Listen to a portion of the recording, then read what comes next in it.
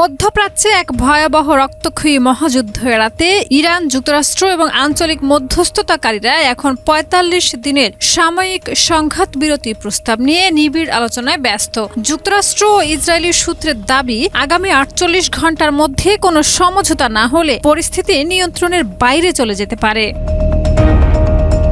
মার্কিন president Donald Trump ইরানকে দেওয়া ১০ দিনের সময়সীমা আরও ২০ ঘণ্টা বাড়িয়ে মঙ্গলবার রাত ৮টা পর্যন্ত পুনর্নির্ধারণ করেছেন। তবে তিনি হুঁশিয়ারি দিয়েছেন, কোনো চুক্তি না হলে ইরানের বেসামরিক ও জ্বালানি অবকাঠামো ধ্বংসসহ সর্বাত্মক হামলা চালানো হবে। ইরানও পাল্টা হুঁশিয়ারি দিয়েছে এবং তার বিপ্লবী গার্ড বাহিনী IRGC জানিয়েছে, হরমুজ প্রণালী আর আগের মতো হবে না।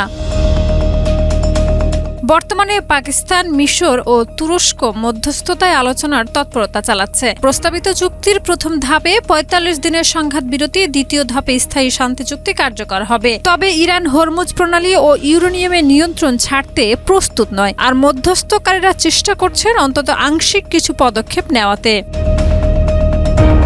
এদিকে বিশ্লেষকরা সতর্ক করেছেন, যদি আলোচনা ব্যর্থ হয় পুরো মধ্যপ্রাচ্য অগ্নিগর্ভ হয়ে পড়তে পারে, যেখানে তেল, পানি ও জনজীবন বিপর্যস্ত হবে। এখন বিশ্বজুড়ে সব দৃষ্টি আগামী ৪৮ ঘণ্টার দিকেই।